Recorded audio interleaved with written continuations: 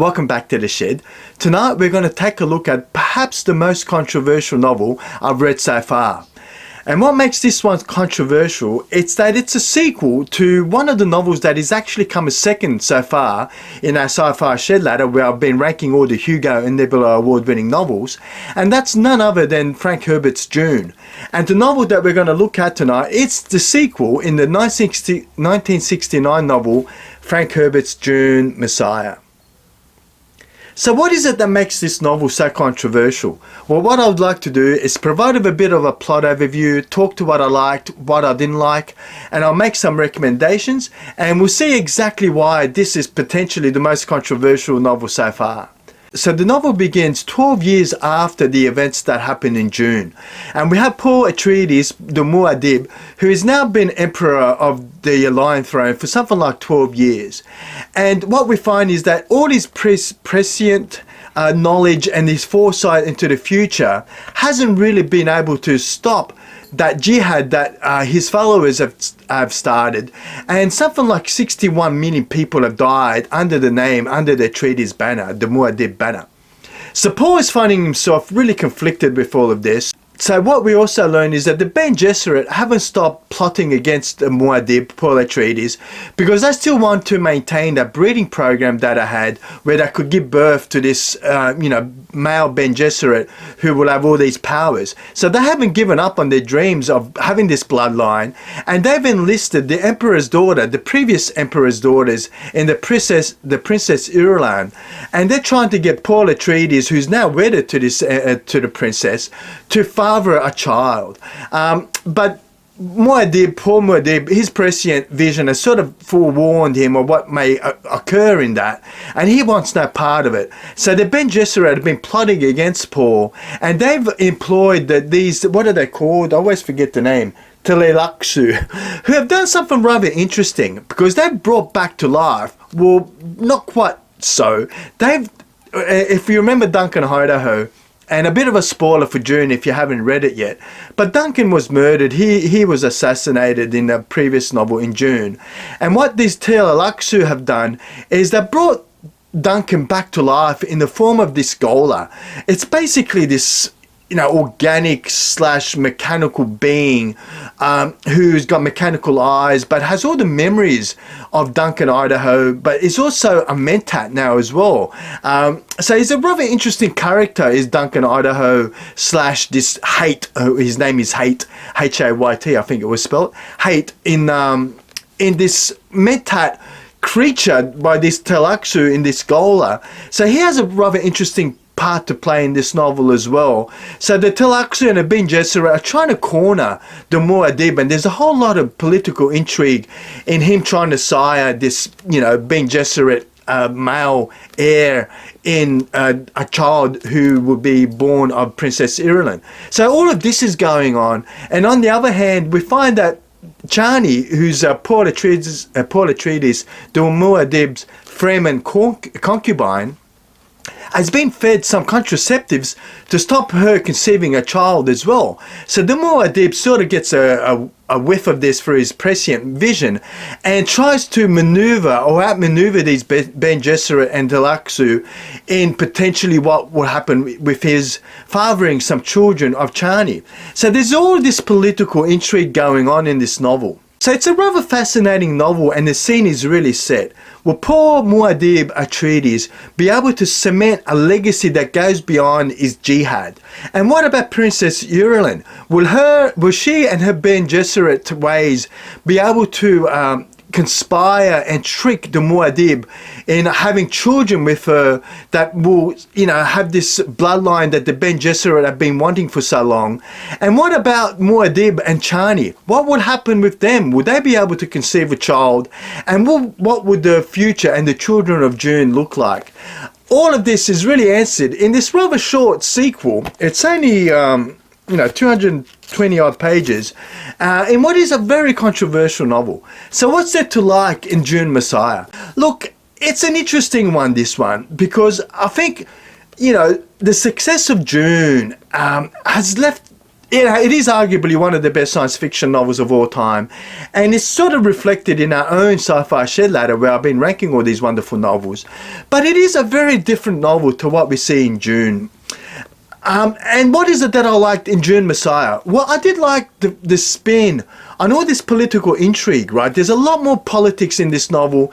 There's a lot of more conspiracies and people manipulating their positions and trying to get Paul Atreides to do things that he would not otherwise do. And compounding that is the fact that Paul Atreides can see so many different timelines and so many different possibilities in his prescient mind that it makes a rather interesting challenge, right? How do you trick someone into doing something when he can see almost every single other possible timeline? So I did enjoy that and the exploration of that in this novel. The other thing I really enjoyed is the concept of this Gola. I really like that concept. We didn't see much of it in Dune. I actually can't recall if we see any of that at all. There's a mention of the Tlaxu in Dune. There may be, but it's definitely not something that had a significant role in the first novel. So I really did like the introduction or reintroduction of these Tlaxu and this concept of this Gola creature in Duncan, Idaho, and what he brought to the story. I really enjoyed that. So the other thing I really enjoyed was the character of Alia and the Gola as well. I liked the relationship that they had. I thought that was rather interesting. And I really liked the fact that, Alia was this child who was born with full consciousness and having continuous timelines floating through her head, similar to what Paul Atreides has. And the challenges that she had growing up with that, whilst still being a woman or becoming a woman in the process. So I did enjoy the exploration there as well. The other thing I enjoyed is the Gola and the reintroduction of Duncan, Idaho. I really enjoyed the character of Duncan, Idaho in Dune, and it was always a bit sad to see him, spoiler for Dune, die off in the first novel. So it was really great to see him, reinvent himself in some ways as a character in this Gola. So I really did like that exploration as well, and it was really nice to see Duncan, Idaho back in the series. So what is there not to like in Dune Messiah? Look, this is an interesting one because, the book is only 220 odd pages, which is almost half what we find in Dune. But there's a lot less going on, apart from that political intrigue that's going on in this novel. So we don't have the road trips through Dune. There's no talk at all of the sandworms really in this novel that do play a part, but nowhere to the significance that we saw in Dune. So I think if you're coming in hoping to see, a resolution to what was a cliffhanger in Dune, you're going to be disappointed in Dune Messiah because it literally takes on, 12 years into the future, and we don't find out what that big cliffhanger was at the back of Dune. So I don't think that's a spoiler because it comes up literally in the first page, right? That these are events, 12 years after the events in Dune. So it's not a spoiler, but I think that does, at least initially when the novel first came out, would have upset a lot of people, and I can understand why that is. Look, that wasn't my experience, and I've read this several times over the years. I've read all the Dune, the Frank Herbert Dunes. I haven't read the co-authored ones, but I have read all the sequels of Dune. I've always enjoyed them, and this was really no exception. But what can I say I didn't like? Look, I'd have to say this. The plot is pretty thin. There's really not much going on, like I said, apart from that political intrigue. So there's just a little bit of that lacking in this particular novel. So the other thing I would say, as I'm reading these novels and I'm revisiting them for these reviews, I sort of ask myself, well, as I'm reading them, well, what can I talk about? What does, start formulating some ideas in my head that I can talk to during the reviews. And what I would have to say with this one is so often I was going through this novel and I was thinking, what am I going to talk about?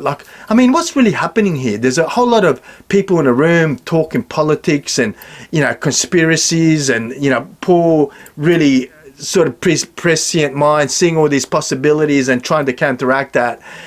And that's really it. That's what the majority of the novel is really about. So in summary, as part of my dislike sections, I would have to say that there wasn't a whole lot that was really explored in Dune Messiah that couldn't have been covered in 100 pages or so. And part of me wonders if we could have been better served by having this as an epilogue to Dune or a prologue to Children of Dune. I sometimes wonder that. Anyway, Is it still a good novel? Can I still recommend Dune Messiah? And I would have to say yes. I think it is still a wonderful novel and one that I fully enjoyed. And I would have to say that I still give it a good 3.5 to 4 out of 5.